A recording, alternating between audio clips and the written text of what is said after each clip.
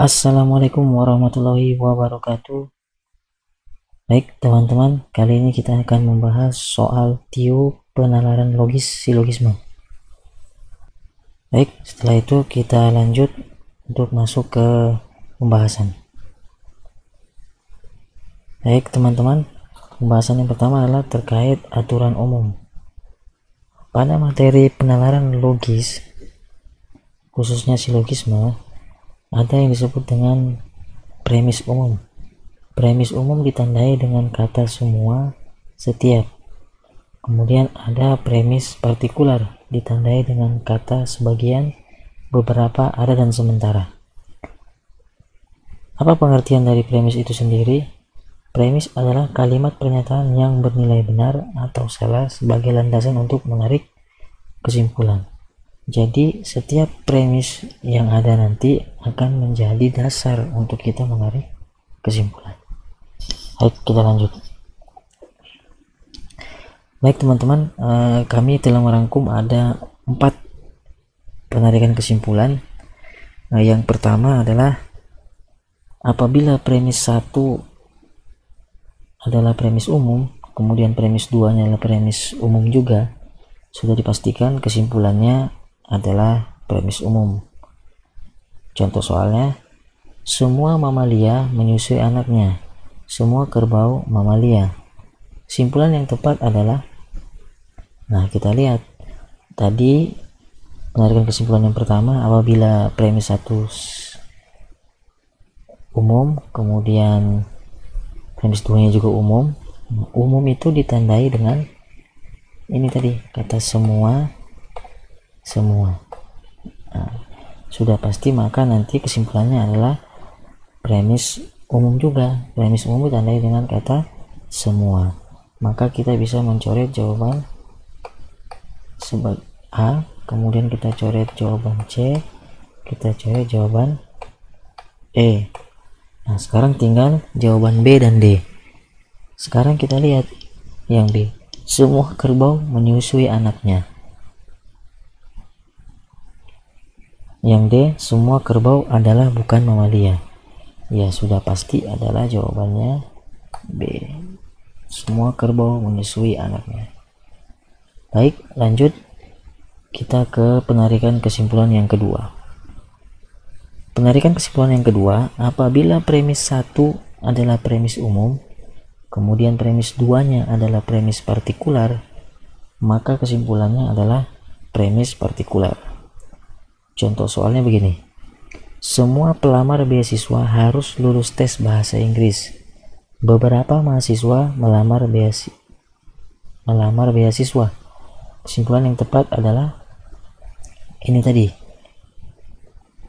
apabila premis 1 nya umum, kemudian premis 2 nya adalah partikular, nah sudah pasti nanti maka dia akan kesimpulannya adalah partikular. Jadi kita bisa coret jawaban yang B, D.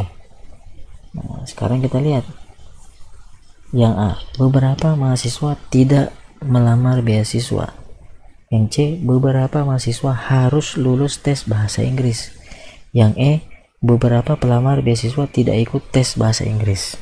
Jadi jawaban yang tepat adalah yang C, beberapa mahasiswa harus lulus tes bahasa Inggris. Baik teman-teman, kita lanjut lagi. Nah, kemudian penarikan kesimpulan yang ketiga, apabila premis 1 nya adalah premis negatif, kemudian premis keduanya adalah premis positif, maka kesimpulannya adalah premis negatif. Contoh soalnya seperti ini, semua penderita penyakit gula tidak boleh makan tepung-tepungan. Nenek penderita penyakit gula. Yang mana dikatakan premis negatif? Premis negatif ditandai dengan kata tidak atau bukan. Biasa bukan juga. Nah, jadi premis negatif itu adalah tidak ditandai dengan kata tidak dan kata bukan. Nah, semua penderita penyakit gula tidak boleh makan tepung-tepungan. Nenek penderita penyakit gula. Kesimpulan yang tepat adalah, ingat tadi penarikan kesimpulan yang ketiga, apabila premis satunya negatif, premis duanya positif, maka kesimpulannya adalah negatif. Nah, kita baca. A. Nenek tidak boleh makan tepung-tepungan. B. Semua penderita penyakit gula termasuk nenek tidak boleh makan tepung-tepungan. Banyak makan tepung-tepungan dapat mengakibatkan penyakit gula. D. Nenek senang makan tepung-tepungan. E. Menghindari tepung-tepungan supaya tidak menjadi penderita penyakit gula. Nah, teman-teman sudah bisa menyimpulkan. Nah, maka premis kesimpulannya adalah premis negatif. Jadi kita cari yang negatif. Ini yang lebih tepat adalah A. Nenek tidak boleh makan tepung-tepungan. Oke, teman-teman, kita lanjut lagi. Nah, kemudian penarikan kesimpulan yang keempat. Apabila premis 1 jika P maka Q, premis 2 jika Q maka S, maka kesimpulannya jika P maka S. Jadi kita eliminasi, kita coret saja ini kesimpulannya gini, kita coret. Nah, jadi kesimpulannya jika P maka S. Contoh soalnya seperti ini. Jika harga BBM naik, maka harga bahan pokok naik. Jika harga bahan pokok naik, maka semua orang tidak senang. Kesimpulan yang tepat adalah seperti tadi. Kita coret nih, ada kata yang sama, mana nih? Kita coret kata yang sama. Harga bahan pokok naik. Ini kita coret. Ini kita coret. Nah, kesimpulannya mana? Ini jika harga BBM naik, maka semua tidak senang. Kita cari. Kesimpulan yang tepat adalah A. Harga BBM tidak naik. B. Jika harga bahan pokok naik, maka orang tidak senang. Harga bahan pokok naik atau ada orang tidak senang. Jika semua tidak senang, maka harga BBM naik. Nah, ini jawaban yang tepat, yang D. Kalau yang E, harga BBM naik dan ada orang yang senang. Bukan, kurang tepat.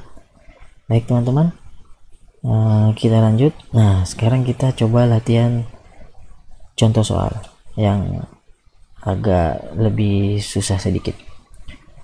Lanjut, soal nomor 1. Semua pelajar memakai sepatu hitam. Beberapa yang hadir di sekolah tidak memakai sepatu hitam. Kesimpulan yang tepat, nah kita lihat tadi. Ini ada semua, beberapa.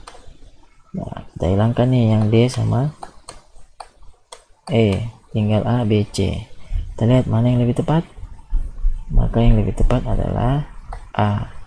Beberapa yang hadir di sekolah bukan pelajar. Lanjut, soal nomor 2. Sebagian karyawan tidak mau mengikuti perubahan. Semua yang tidak mau mengikuti perubahan menghambat kemajuan. Kesimpulan yang tepat adalah, ingat nih, ada sebagian, ada semua, maka nanti di sini sudah tentu akan muncul sebagian juga. Nah, ini A sampai E ternyata sebagian semua. Nah, kita baca yang paling tepat. Sebagian karyawan tidak menghambat kemajuan. Sebagian yang menghambat kemajuan adalah karyawan. Sebagian tidak mau mengikuti perubahan bukan karyawan. Sebagian yang menghambat kemajuan bukan karyawan. Sebagian yang bukan karyawan menghambat kemajuan. Nah, kalau saya lebih tepatnya gini, kita coret kata yang berulang. Saya tidak mau mengikuti perubahan. Tidak mau mengikuti perubahan. Jadi kesimpulannya adalah sebagian karyawan menghambat kemajuan. Mana yang mendekati? Jawabannya adalah B. Sebagian yang menghambat kemajuan adalah karyawan. Jadi sebagian yang menghambat kemajuan adalah karyawan gitu. Oke, lanjut. Soal nomor 3. Jika guru matematika menambah jam pelajaran di hari Rabu, nilai siswa banyak yang meningkat. Jika nilai siswa banyak yang meningkat, siswa dapat mengikuti kegiatan ekstrakurikuler. Kesimpulan yang tepat adalah, nah kita lihat nih, di sini ada lagi kalimat yang berulang. Mana itu kalimat berulang? Di sini. Nilai siswa meningkat. Nih, nilai siswa banyak meningkat. Coret, nilai siswa banyak yang meningkat. Nah, kesimpulannya apa? Ya ini, jika guru matematika menambah jam pelajaran di hari Rabu, siswa dapat mengikuti kegiatan ekstra kurikuler. Kita cari nih yang tepat. Jika guru matematika menambah jam pelajaran, nilai siswa banyak yang meningkat. Kurang tepat. Guru matematika menambah jam pelajaran di hari Rabu jika siswa tidak mengikuti kegiatan ekstrakurikuler. Di sini dapat mengikuti kegiatan ekstrakurikuler, berarti kurang tepat. Jika guru matematika menambah jam pelajaran di hari Rabu, ekstrakurikuler ditiadakan. Kurang tepat. Siswa dapat mengikuti kegiatan ekstrakurikuler jika guru matematika menambah jam di hari Rabu. Nah, yang tepat adalah D. Hanya saja agak dibalik nih, jadi dari sini ke sini. Siswa dapat mengikuti kegiatan ekstrakurikuler jika guru matematika menambah jam pelajaran di hari Rabu. Ini. Yang E, nilai siswa banyak yang meningkat jika tidak mengikuti kegiatan ekstrakurikuler. Kurang tepat. Baik teman-teman, kita lanjut lagi ya, latihan ya, jawab di kolom komentar ya. Setelah ini saya akan menampilkan soal, silakan teman-teman coba kerjakan dan jawab di kolom komentar. Baik, ini soalnya.